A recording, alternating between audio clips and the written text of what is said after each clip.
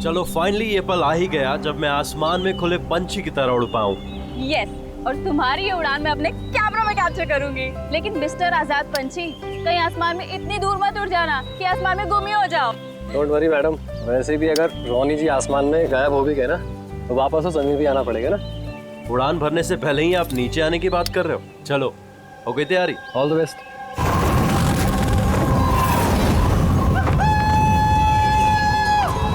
Yes, this is so much fun. Oh my God. Woohoo! Yes, come on, keep going, keep going. Alia, I love you. Ronnie, I love you too. वाह, लगता है काफी experience है इन उड़ान का। Of course, America में उसने काफी एडवेंचर स्पोर्ट्स ट्राई किए हैं, पंजी jumping, paragliding and what not. बस इंडिया में कभी कुछ ट्राई नहीं किया था, और अब जब इंडिया में आए ही हैं हॉलिडे के लिए तो क्यों ना कुछ ट्राई करें।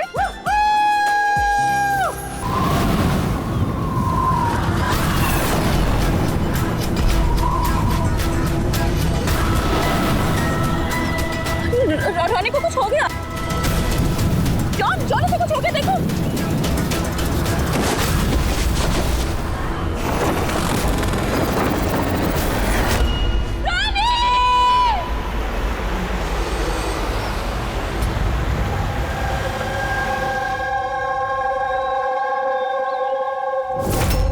मैं और रोनी तो यहाँ हॉलिडे मनाने आए थे। मुझे क्या पता था कि ये रोनी का आखिरी दिन साबित होगा।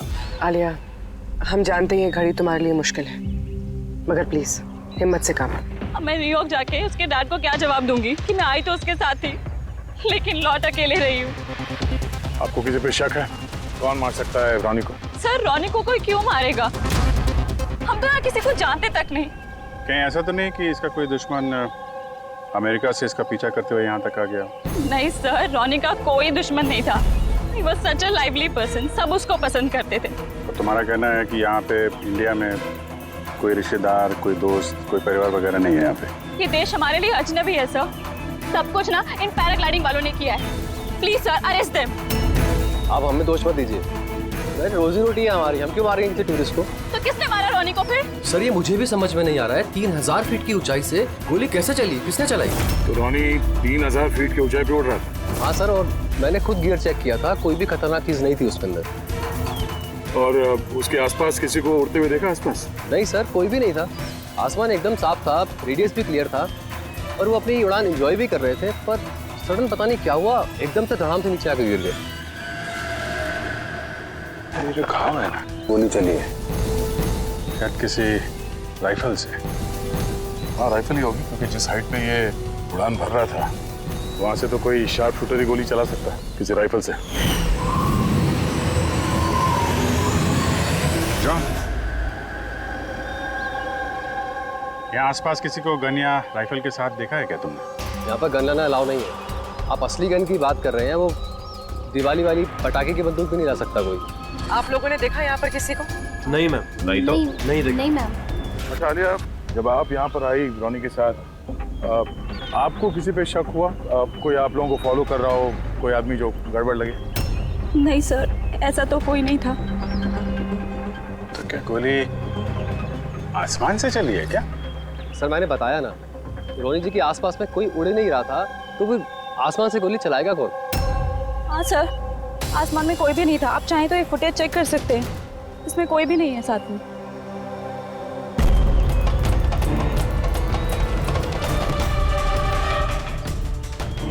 फुटेज में तो रोनी के आसपास दूर दूर तक कोई दिख नहीं रहा है। सर जमीन से नीचे से ऊपर किसी ने गोली नहीं चलाई।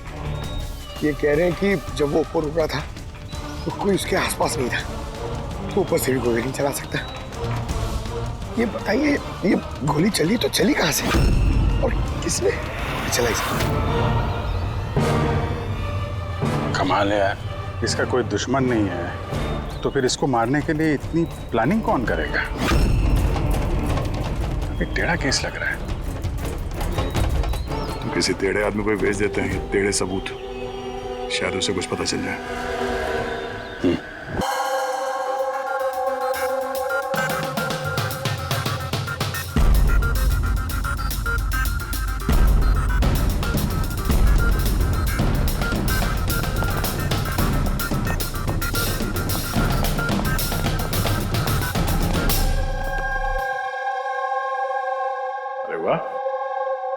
आप दोनों जिस कदर काम में डूबे हुए हो, ऐसा लगता है कि बहुत सारे सुराग देके भेजने वाले हो हमें यहाँ से। बहुत सारे सुना। हाँ, और अगर एक भी नहीं मिला तो? सीधे सीधे बता ना, कोई सबूत मिला ही नहीं है, कोई सुराग ही नहीं मिला तुझे।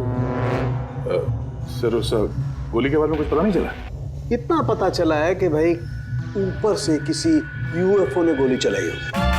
यार सालों के क्या बच्चों जैसे यूएफओ की बातें करते हो।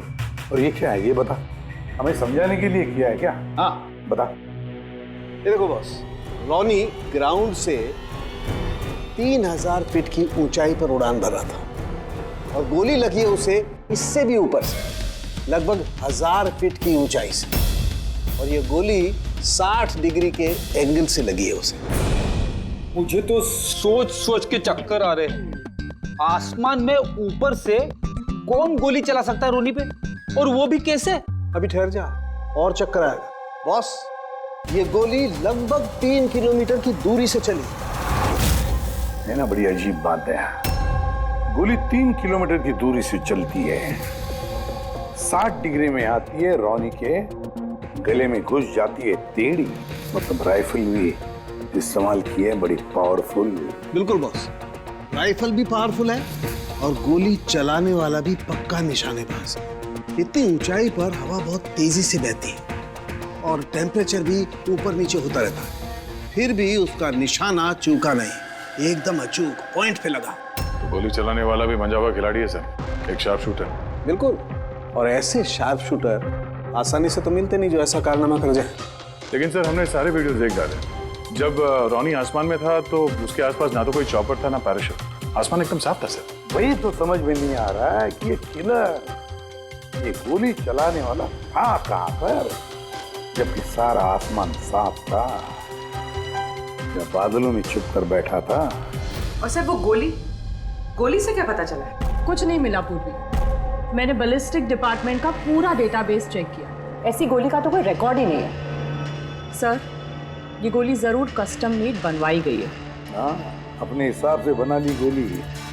एक ऐसी गोली जो 3 किलोमीटर से चलती है और बिल्कुल निशाने पे लगती है। और सर, अगर ये गोली इतनी जबरदस्त है तो इसकी राइफल भी काफी स्पेशल होगी। हाँ, एक काम करते हैं, ये गोली फायर आर्म्स विंग और बैलिस्टिक डिपार्टमेंट में भेजते हैं, देखते हैं क्या रिपोर्ट आती है। अब ये जो भी कोई है, इतने ऊपर चला गया खून करने के लिए, अब जल्द से जल्द इसे जमीन पर लाते हैं।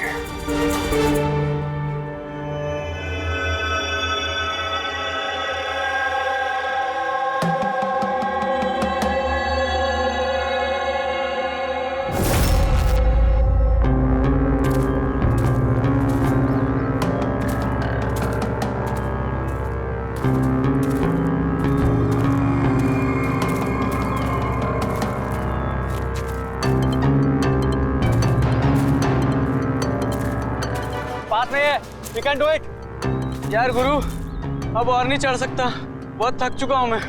बस नवीन, ज्यादा दूर नहीं है, 3000 फीट चढ़ चुके हैं, पास ही में है। we can do it, come on।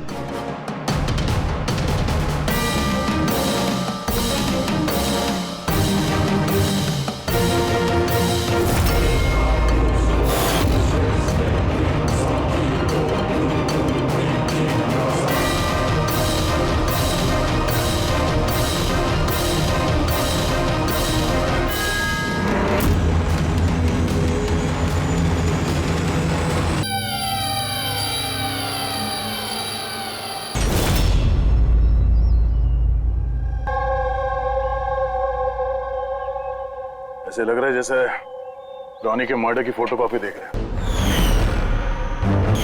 3000 feet की ऊंचाई पे ठीक वैसे ही गोली मारी है सर के पीछे। इसको भी ऊपर से गोली। क्या आप लोग जब ट्रैकिंग कर रहे थे तो ये हितेन के पीछे भी कोई था क्या? नहीं सर, हितेन ही सबसे पीछे था सर। सर ये देखिए फुटेज। सर ये वही जगह जहाँ पे ये सब कुछ हुआ। कमाल है। पीछे तो सिर्फ खुला आसमान है, ऐसी कोई जगह दिख ही नहीं रही जहां से गोली चलाई जा सके। तो इसे गोली कहां से लगी? दोनों केसेस में पता नहीं चल रहा है कि गोली चली कहाँ से है। सर एकदम सही कह रहे हैं। आसमान से कोई कौवा या कबूतर थोड़ी गोली चलाएगा। ये गोली चली तो चली कहाँ से? और ये दोनों गोलियां 24 घंटे के अंदर अंदर चली। मुझे लगता है इन दोनों केसेस का आपस में कोई ना कोई कनेक्शन तो है। तो ये हितन काम क्या करता था? सर वो कॉलेज स्टूडेंट था सर, मुंबई ग्रेजुएशन करने आया था सर। ट्रैकिंग का बहुत शौक था उसको। अजीत, समझ में नहीं आ रहा, कोई एक कॉलेज स्टूडेंट को मारने के लिए इतनी प्लानिंग क्यों करेगा?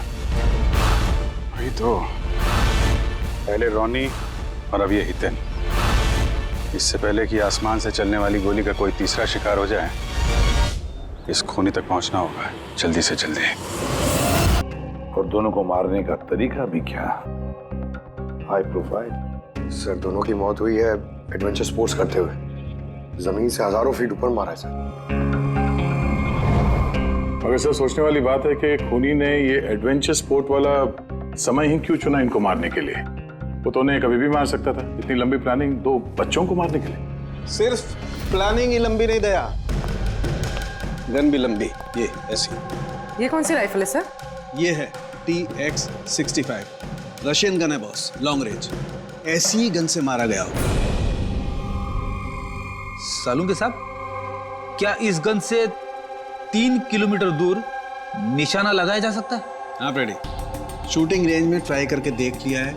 इसकी रेंज 3 किलोमीटर से ऊपर ही है। ऐसी गन तो आर्मी वालों के पास या फिर आतंकवादियों के पास ही मिलेगी।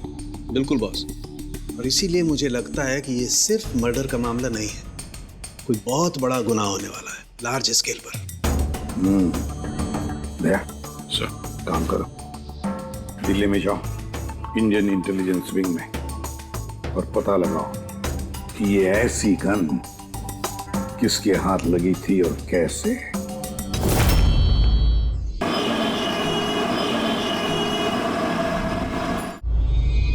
ये सारे खून इसी राइफल से हुए हैं। और आप लोग तो जानते हैं, ऐसी हाई प्रोफाइल राइफल सबके हाथ में तो लग नहीं सकती। आप बिल्कुल सही कह रहे हैं सर। और गौर करने की बात तो ये है सर कि ये राइफल कोई खरीदना भी चाहे तो खरीद नहीं सकता। ये 1 या 2 पीस नहीं बिकती, पूरा का पूरा अलॉटमेंट होता है। तो पिछले कुछ सालों में जो आतंकवादी हमले हुए हैं उसमें ये इस तरह के राइफल इस्तेमाल हुए थे? जी हाँ। तो आपको किसी आतंकवादी गिरोह पे शक है? जी हाँ, अगर हमारा अंदाजा सही है तो हम जानते हैं कि इसके पीछे किसका हाथ है। कौन? इलवारे जिले में कुछ समय पहले हमारी आर्मी ने बहुत सारे हथियार जब्त किए थे। उन हथियारों में ये वाली राइफल भी। हाँ प्रताप सर, सारे आतंकवादी मारे, उनमें से एक आतंकवादी बचकर निकल गया और हमने उनके सारे हथियार जब्त कर लिए। Well done Pratap sir. और जो आतंकवादी भागकर गया है उसके बारे में सारे पोस्ट को अलर्ट कर दो। तो ये काम उस आतंकवादी का हो सकता है जो बचकर निकल गया था वहां से? जी हाँ, और हमारी इंफॉर्मेशन के मुताबिक ये आतंकवादी गिरोह जल्दी ही कुछ बड़ा करने वाला है। शायद ये उसी की शुरुआत हो। ये दोनों जुर्म कोई मामूली खून नहीं है, ये जरूर कोई बड़ी साजिश है, बड़ी साजिश, आतंकवादी हमले की साजिश। हाँ सर, और इस हमले को रोकने के लिए पहले इन आसमान से चलने वाली गोलियों का राज का पता लगाना पड़ेगा सर। और इस राज का पता करने के लिए हमें सबसे पहले ये पता करना पड़ेगा सर कि आतंकवादी रॉनी और हितेन जैसे आम आदमी की हत्या क्यों की। वैसे क्या कॉमन है इन दोनों खून में? सर, दोनों मर्डर हवा में हुए हाई प्रोफाइल राइफल से। किसी प्रोफेशनल शार्प शूटर का काम है सर ये। और सर, इन दोनों केसेस में कोई वैंटेज पॉइंट नहीं है, कोई ऐसी जगह नहीं है जहां पे बैठ के खूनी इन दोनों पे गोली चला सकता है। वैंटेज पॉइंट, वैंटेज पॉइंट, यही तो वजह नहीं हो सकती है? तो आप कहना चाह रहे हैं सर कि खूनी के पास कोई जगह नहीं थी बैठ के गोली चलाने की, और उसे ये पक्का करना था कि उसका टारगेट छूटे ना, उससे कोई चूक ना हो, इसलिए वो इन दोनों पे प्रैक्टिस कर रहा था। एग्जैक्टली अभिजीत, एग्जैक्टली, वो निशानेबाजी की प्रैक्टिस कर रहा था। मतलब सर, उसका असली टारगेट कोई और है? सर, अगर कोई वैंटेज पॉइंट था ही नहीं तो फिर वो हवा में गोलियां कहां से चला रहा था? पंकज, तुम्हारे सवाल का जवाब तुम्हारे सवाल में ही है। ये बताओ कि हम, मेरा मतलब है इंसान हवा में कैसे उड़ता है बिना पंखों के? सर एरोप्लेन से या फिर हेलीकॉप्टर से। बस तुम्हारा जवाब मिल गया। लेकिन सर वहाँ क्राइम सीन पे ऊपर आसमान में कोई चॉपर तो उड़ नहीं रहा था, ना ही कोई केबल कार थी वहां पे। दया कुछ और होगा, कुछ और होगा। अभिजीत, मैप निकालो। वहां उस पैराग्लाइडिंग और माउंटेनियरिंग कैंप के आसपास देखो, मेरा मतलब है ऐसा कुछ है क्या जहां से आदमी हवा में उड़ सके? जंगल है, और हाँ, ये 2 हॉट एयर बैलून रेंजेस भी हैं। सर देखो जहां पर खून है उसके आसपास कितने रेडियस में है ये? सर ये दोनों 60 किलोमीटर के रेडियस में है। तो एक बात तो पक्की हो गई, खूनी वहां पर उस हॉट एयर बलून में बैठा था और वहीं से उसने गोली चलाई 3 किलोमीटर की दूरी पे। सर अगर किसी को हॉट एयर बलून की सवारी करनी है तो पहले से बुकिंग करनी पड़ती है, कोई ऐसे ही नहीं जा सकता। कोई बात नहीं, तो वहां उस हॉट एयर बलून रेंज के ऑफिस में जाकर पता लगा कि ऐसा कौन सा टूरिस्ट था जिसने उन 2 दिनों में दोनों हॉट एयर बलून में सवारी की थी। ये टोटल 12 लोगों की लिस्ट है जो उस दिन हॉट एयर बैलून में बैठे थे। कुछ लोग अलग बैठे थे और कुछ लोग ग्रुप बना के बैठे थे। तुम्हें कुछ याद है कि इनमें से कितने लोगों के पास कोई सामान या कोई बैग्स थे, या फिर कोई बदमाश जैसा दिख रहा हो? नहीं, बदमाश तो कोई नहीं लग रहा था, लेकिन एक बूढ़ी आंटी थी जिन्होंने बैकपैक रखे हुए थे और वो चश्मा और टोपी भी लगाई हुई थी। हाँ, हम भी हैरान थे कि इस उम्र में ऐसी ट्रैवलिंग का जज्बा। और जब फोटोज खींची जा रही थी तो वो शर्मा रही थी और अपना मुंह छुपा रही थी। ये बुढ़ी आंटी शार्प शूटर, सुनने में थोड़ा अजीब नहीं लग रहा है? हाँ सर, मैं ही पायलट हूँ इधर। 25 फरवरी को कुल मिलाकर सर मैंने 6 लोगों को एयर बैलून की सवारी करवाई थी और 2 लोगों को दिनेश ने सर। अच्छा, तो उनमें से कोई गड़बड़ टाइप का आदमी लगा या जिसके पास कोई सामान वगैरह हो? सर ऐसा तो कोई नहीं था। हाँ, एक बुजुर्ग आदमी था, पता नहीं बात बात पर क्यों चिल्ला रहा था। शायद उसका मूड खराब था या खड़ूस था शायद। उसके हाथ में कुछ सामान था क्या? सामान तो नहीं था। हाँ, बैसाखी लेकर चल रहे थे। बैसाखी लेके चल रहे थे? तुम लोग की हिम्मत कैसे हुई मेरी तस्वीर लेने की बिना मुझसे पूछे? जरा भी तमीज है कि नहीं है? उड़ाओ उसे, उड़ाओ। अच्छा, फोटो खींचने पे नाराज हो गए? कितनी अजीब बात है ना सर। लोग हॉट एयर बैलून पे रोज रोज तो बैठते नहीं हैं, तो वो खुद ही फोटो खिंचवाना चाहते हैं ताकि वो इस मेमोरी को हमेशा अपने पास रख सकें। और कोई खास बात याद है उनके बारे में? सब पता नहीं बतानी चाहिए या नहीं। नहीं नहीं, बोलो, जो भी याद है खुल के बताओ। इन्हें चलता देख के लग नहीं रहा था कि उन्हें बैसाखी की जरूरत होगी, पर फिर भी उन्होंने बैसाखी पकड़ रखी थी। अच्छा,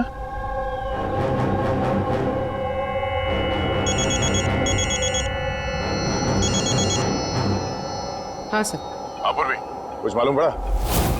सर यहाँ पर एक बूढ़ी औरत आई थी और उसके हाथ में एक बैकपैक भी था, और हाँ, फोटो खिंचवाने से भी एतराज कर रही थी। अच्छा, यहाँ भी एक बूढ़ा आदमी आया था हॉट एयर बलून में बैसाखी लेके, और उसे भी फोटो खिंचवाने से परहेज था। सर कहीं ये बूढ़ा आदमी और ये बूढ़ी औरत एक ही इंसान तो नहीं है? एग्जैक्टली, वही शार्प शूटर। उसके बैग में और इसके बैसाखी में वो राइफल था जिससे ये खून हुए। और सर दोनों दिन ये ऊपर अकेला ही गया होगा, क्योंकि अगर किसी और टूरिस्ट के साथ जाता तो फिर राइफल सेट करने में और निशाना साधने में काफी मुश्किल हो जाते। नहीं पूरी, मुझे लगता है वो अकेला तो नहीं गया होगा। मतलब हॉट एयर बलून चलाना और साथ में ये राइफल भी चलाना, दोनों काम एक साथ करना जरा मुश्किल है। इस हॉट एयर बलून का पायलट भी होगा साथ में। मतलब सर इस जुर्म में पायलट भी मिले हुए हैं? यस, एक काम करो, उस पायलट को पकड़ो जल्दी। उस दिन उस बूढ़ी औरत को ऊपर बलून में कौन ले गया था? पायलट कौन था? संजीव था।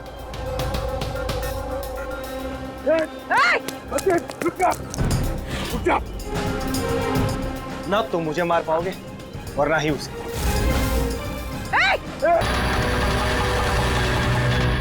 ये तो अपनी जान देने के लिए तैयार था। ये कोई छोटे मोटे मर्डर्स नहीं है पंकज, कोई बहुत बड़ा मिशन है जिसे अगर जल्द से जल्द नहीं रोका गया तो कुछ बहुत बुरा हो सकता है। अच्छा गीता, 24 फरवरी को जो आदमी ग्रुप में नहीं जाना चाहता था, अकेले जाना चाहता था, उसका पायलट कौन था? कौन लेकर? सोलो ट्रैवलर को तो दिनेश लेकर गया था। कमाल है दिनेश, इतनी देर से चुप बैठे हो, कुछ बोल ही नहीं रहे हो। तुम लोग मुझे पकड़ नहीं पाओगे। अभी यमराज तुझे अपॉइंटमेंट देने के मूड में नहीं है। जब तक हमारे सवालों का जवाब नहीं मिल जाता, तुझे जिंदा रहना पड़ेगा। चल। मार लो, जितना मार सकते हो मार लो, मुझे कोई फर्क नहीं पड़ता। वैसे भी तुम्हारे इन कानून के कमजोर थप्पड़ों में इतनी ताकत नहीं है कि मेरे जुर्म की मजबूत हड्डियों को गला सके। समझे? तुम्हारे साथ जोर जबरदस्ती करना होता तो उसके लिए तो 2 मिनट का काम है हमारे लिए, पर बाद में ख्याल आता है तुम्हारे परिवार का, तुम्हारी बहन। अगले महीने उसकी शादी है ना? कैसा लगेगा उसे कि उसकी शादी हो रही है और शादी के वक्त उसका भाई इस दुनिया में नहीं है? हाँ? और तुम्हारी माँ हर महीने खर्चे के लिए पैसे भेजती हो ना, तुम्हारे जाने के बाद कौन ख्याल रखेगा उसका? कभी सोचा है इसके बारे में? हाँ? नहीं? चलो, अब भी मौका है, सरकारी गवाह बन जाओ। वादा करते हैं तुम्हारे जेल जाने के बाद तुम्हारी माँ का ख्याल हम रखेंगे। सच? मतलब पूरा ख्याल रखोगे? पूरा ख्याल? हाँ, तुम्हारी माँ का पूरा ख्याल रखेंगे। तुम बस ये बताओ कि किसके लिए काम करते हो? तुम्हारा बॉस कौन है? बता दो, पक्का बता दो? हाँ बताओ। मैं जिसके लिए काम करता हूं ना, मेरा बॉस है सर, उसका नाम है एसीपी प्रद्युम्न।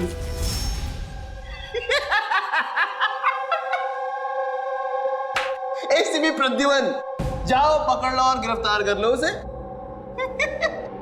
कहा था ना, मैं कुछ नहीं बताने वाला, जो कर सकते हो कर लो। सीआईडी पड़े, सीआईडी। ओ बॉस, बॉस।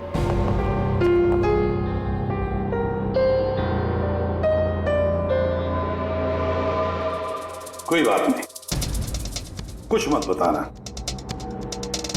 अब हम ना तुमसे कुछ पूछेंगे, कुछ बताने के लिए तुम पर जोर जबरदस्ती करेंगे, कुछ नहीं,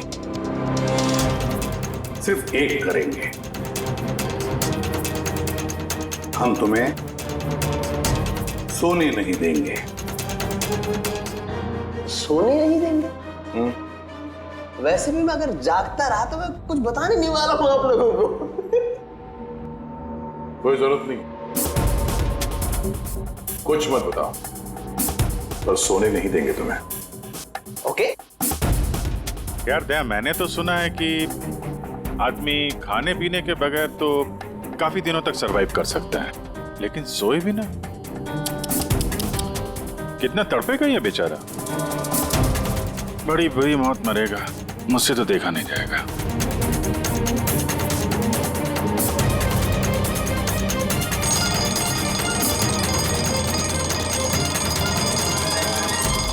समय काटने के लिए आसानी होगी।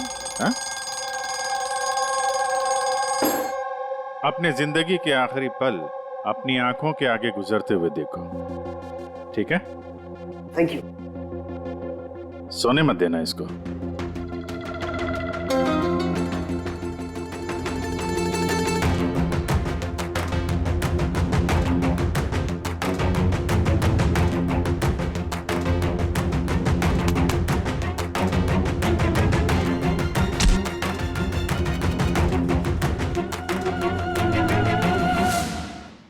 Ready sir. अरे कहाँ हो यार?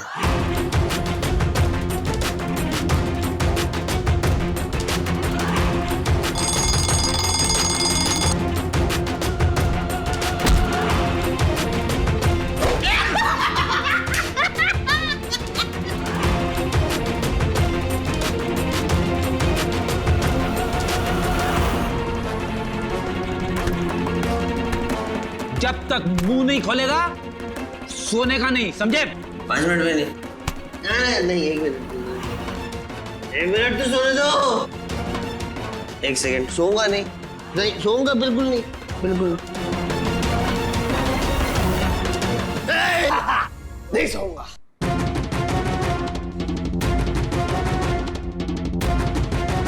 बस अब टूटने वाला ही है।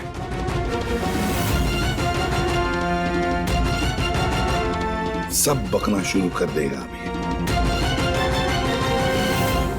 बल्लू, बल्लू नहीं सोएगा तू।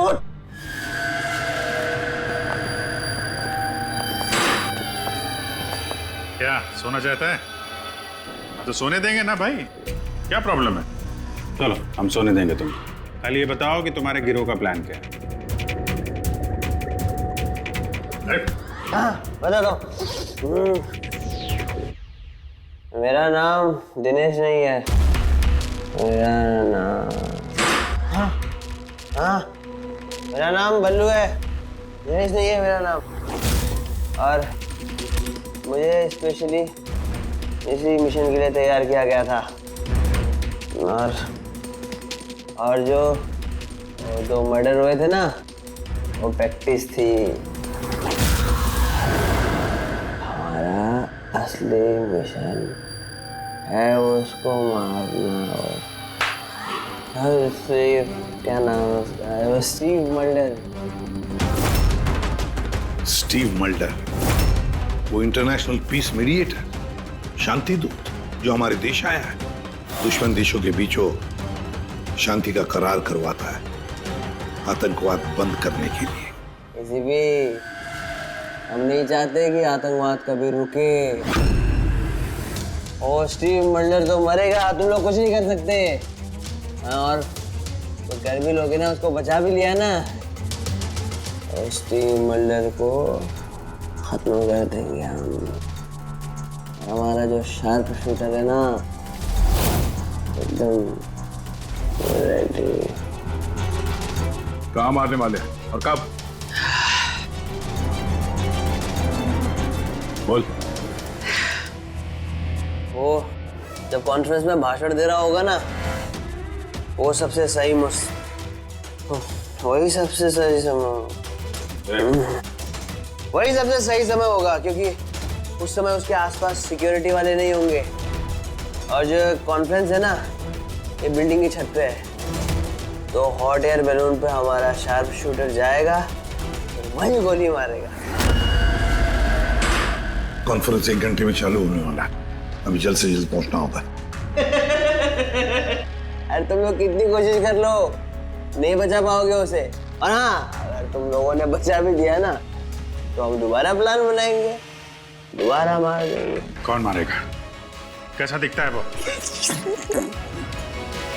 अरे मैंने उसकी शक्ल नहीं देखी अभी तक। जब भी आता है भेष बदल के आता है। तुम लोग क्या उसमें पकड़ोगे?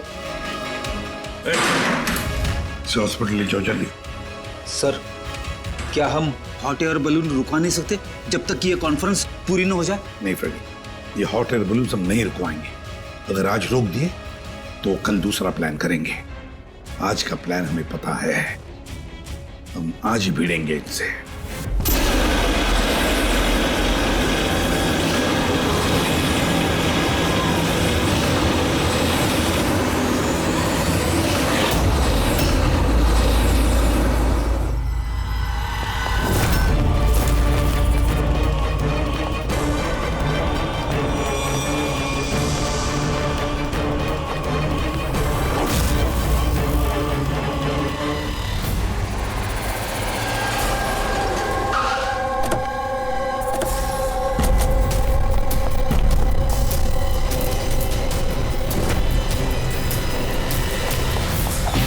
सीआईडी मिस्टर स्टीव मल्डर कहाँ है? ऊपर कॉन्फ्रेंस में। हमें ले चलो उनके पास, जल्दी हरिया।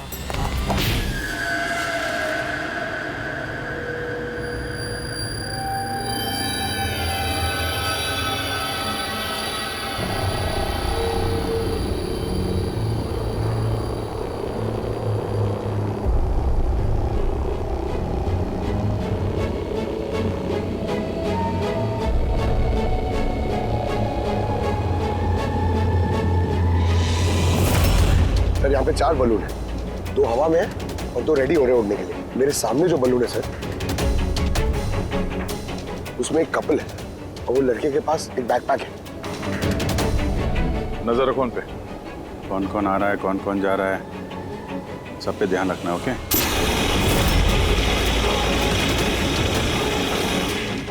सर उनका बलून टेक ऑफ हो गया सर। हाँ।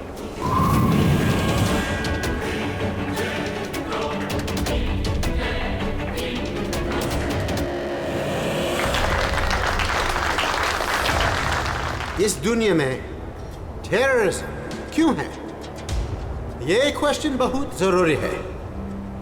और ये टेररिज्म तभी स्टॉप हो सकते हैं जब सभी देश भाई भाई की तरह साथ रहें। टेररिज्म को जड़ से उखाड़ फेंकना होगा हम सबको।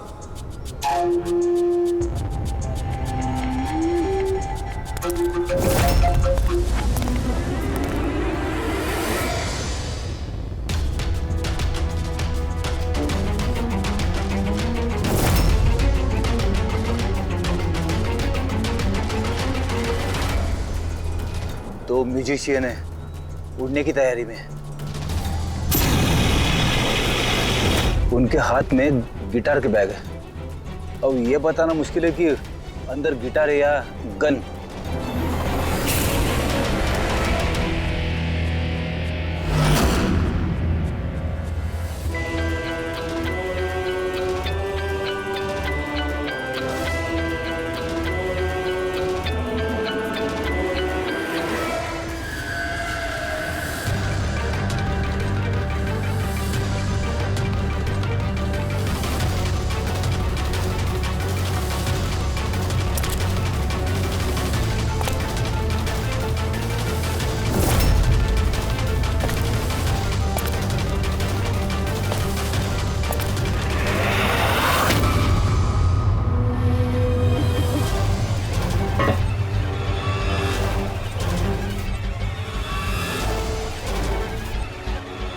सर और एक आदमी आया है, उसके पास एक बैकपैक और एक क्रच है।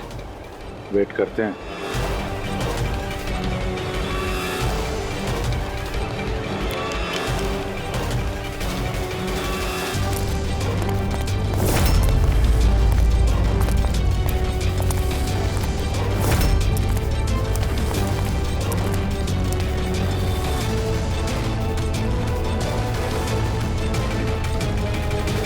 सर कैमरा क्रू वाले आए हैं, उनके पास 2 बैग है। Camera crew?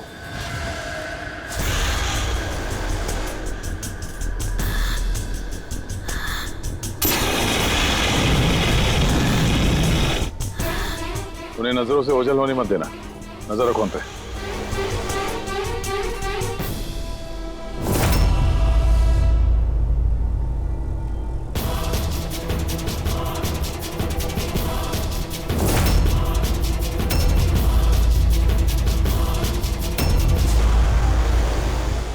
यहाँ तो बहुत सारे बलून उड़ रहे हैं। सुसाइड बॉम्बिंग क्या है? कोई खुशी खुशी हो अपनी जान देने को कैसे रेडी हो सकते हैं? जिंदगी अनमोल। Oh no. We need to respect ये सारे बलून? life। और हर देश वो कौन सा बलून होगा जिसकी हमें तलाश है? लगता है भेष बदल के आया है। ये तो शक्ल से कुछ गड़बड़ लग रहा है।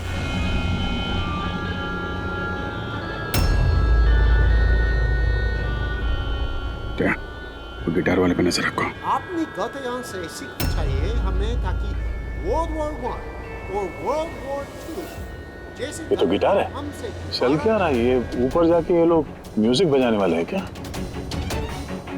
बाकी तो सारे बलून्स निकल गए, एक रह गया। मतलब सर इस बलून में हमारा sharp shooter. Wait and watch. मतलब सर इस बलून में हमारा शार्प शूटर। ये अपनी जगह से हिल रहा है। Camera crew. सर ये कहाँ गायब हो गया?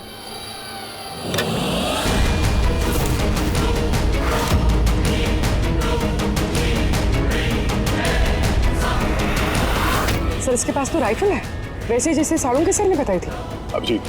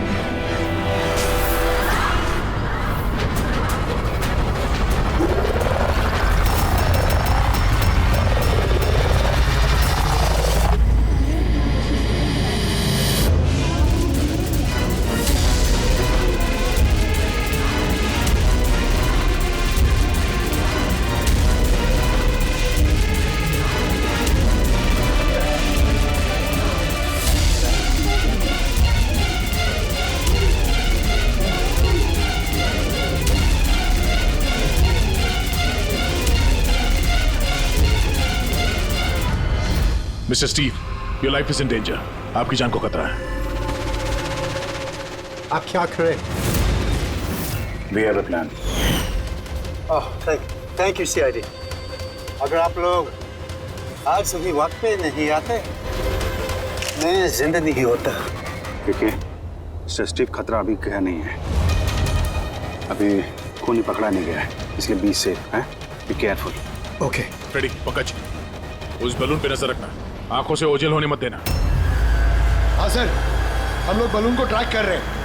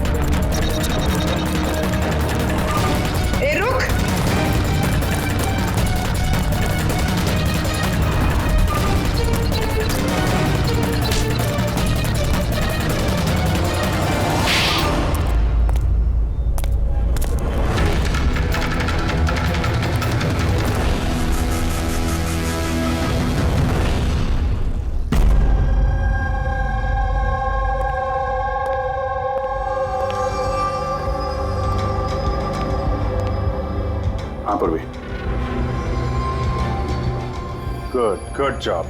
Congrats. पकड़ गया killer, Mr. Abhijit? Yes, Mr. Steve, we got him. Yes. Well done. Well done.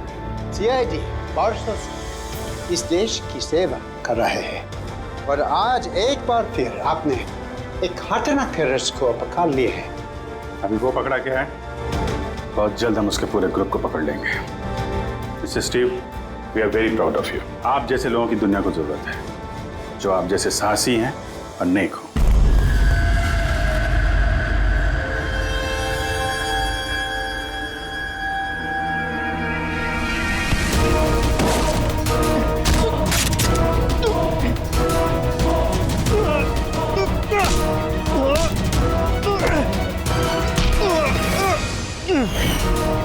तो तुमने भेस बदलकर हनी और हितेन का खून किया था। तुम मिस्टर शार्प शूटर, अब जेल की उड़ान भरना है, फांसी पे झूलते हुए, समझा? तुम्हें क्या लगता है तुमने मुझे पकड़ लिया तो स्टीव जिंदा बच जाएगा? कभी नहीं। हमारी तादाद इतनी ज्यादा है कि तुम्हारा कानून हमें ढूंढते ढूंढते थक जाएगा, लेकिन हम खत्म नहीं होंगे। खत्म होगा तो तुम्हारे ये देश। एक खटमल हमारे देश पे बुरी नजर डालने वाले आए और चले गए। जानता है हमारे देश को आजाद हुए कितने साल हो गए? 70 साल।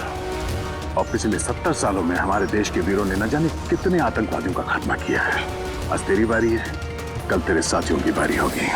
हमारा देश रहेगा और खुशहाल रहेगा। और अगर इस देश से किसी चीज का खात्मा होगा, वो है आतंकवाद। समझा? आतंकवाद।